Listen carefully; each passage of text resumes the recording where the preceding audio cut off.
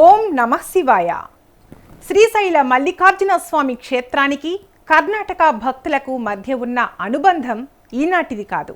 అది కొన్ని శతాబ్దాల చరిత్ర కలిగిన ఒక అద్భుతమైన ఆధ్యాత్మిక ప్రయాణం.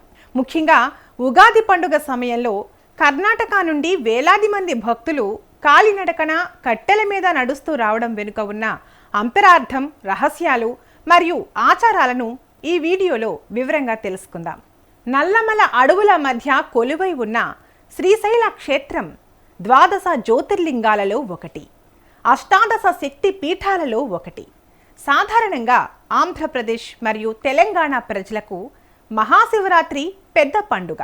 కానీ కర్ణాటక మరియు మహారాష్ట్ర సరిహద్దు ప్రాంతాల భక్తులకు మాత్రం శ్రీశైల ఉగాది ప్రాణప్రదమైన వేడుక. కర్ణాటకలోని లింగాయత్లు, వీర శైవులు భ్రమరాంబ మల్లికార్జునులను తమ సొంత ఇంటి దైవాలుగా భావిస్తారు. ఈ భక్తి కేవలం పూజలకే పరిమితం కాలేదు, ఇది ఒక కుటుంబ అనుబంధం. కర్ణాటక భక్తులు ఉగాదికి ఎందుకు వస్తారో చెప్పే అతిపెద్ద రహస్యం వారి భావనలో ఉంది. వారు భ్రమరాంబాదేవిని తమ ఇంటి ఆడపడుచుగా భావిస్తారు.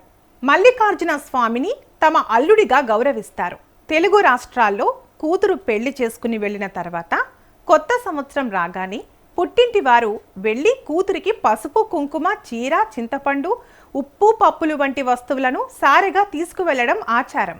కర్ణాటక భక్తులు కూడా అదే భావనతో తమ కూతురు భ్రమరాంబకు సారె సమర్పించడానికి ఉగాదికి తరలివస్తారు. ఈ పద్ధతిని వారు తరతరాలుగా ఒక బాధ్యతగా పాటిస్తున్నారు. భక్తులు కట్టెల మీద లేదా పొడవైన కర్రల సాయంతో నడవడం వెనుక ఉన్న విశిష్టతను నందికోలు ఉత్సవం అని పిలుస్తారు. ఈ కట్టెలు దాదాపు 10 నుండి 20 అడుగుల ఎత్తు ఉంటాయి. వీటిని భుజాల మీద మోస్తూ ఆ కర్రల చివరన నంది విగ్రహాలను, శివలింగాలను ఉంచుతారు. నడక సాగించేటప్పుడు ఆ కర్రలను నేల మీద ఆనించకూడదనేది ఒక కఠినమైన నియమం. అంటే స్వామివారి చిహ్నాలు నేలను తాకకుండా అత్యంత జాగ్రత్తగా కొన్ని వందల కిలోమీటర్లు మోసుకు వస్తారు. కొందరు భక్తులు తమ పాదాలకు పొడవైన కర్రలను కట్టుకుని నడుస్తారు. ఇది తమ శరీరానికి ఇచ్చే ఒక రకమైన శిక్ష లేదా తపస్సుగా వారు భావిస్తారు.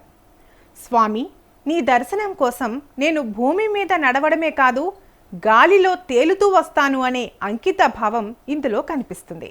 కర్ణాటక భక్తులు వాహనాల్లో రావడం కంటే కాలినడకన రావడానికే ప్రాధాన్యత ఇస్తారు. రాయచూరు, బళ్ళారి, గుల్బర్గా వంటి ప్రాంతాల నుండి బయలుదేరి కర్నూలు మీదుగా నల్లమల అడవుల్లోకి ప్రవేశిస్తారు. అడవిలో క్రూర మృగాలు ఉన్నప్పటికీ వారు కేవలం శివనామస్మరణ చేస్తూ నడుస్తారు. ఈ మార్గంలో నడవడం వల్ల ఇంద్రియ నిగ్రహం కలుగుతుందని, అడవిలోని ప్రకృతి శంభుడు కొలువైన కైలాసాన్ని తలపిస్తుందని వారి నమ్మకం. శ్రీశైల ఉగాది ఉత్సవాల్లో అత్యంత ఆశ్చర్యకరమైన మరియు ఒళ్ళు గగురుపాటు కలిగించే ఘట్టం ఘనాచారుల విన్యాసాలు.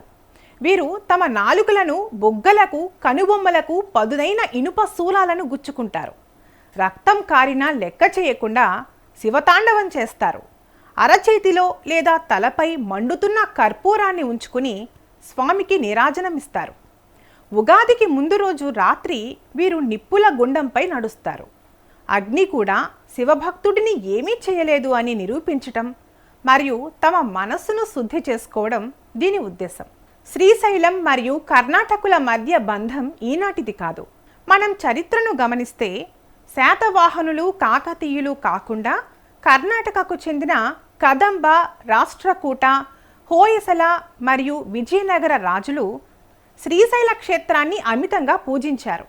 ముఖ్యంగా శ్రీకృష్ణదేవరాయలు శ్రీశైల క్షేత్రానికి రాజగోపురాన్ని నిర్మించడమే కాకుండా కన్నడ భక్తుల కోసం ఎన్నో సత్రాలను కట్టించారు.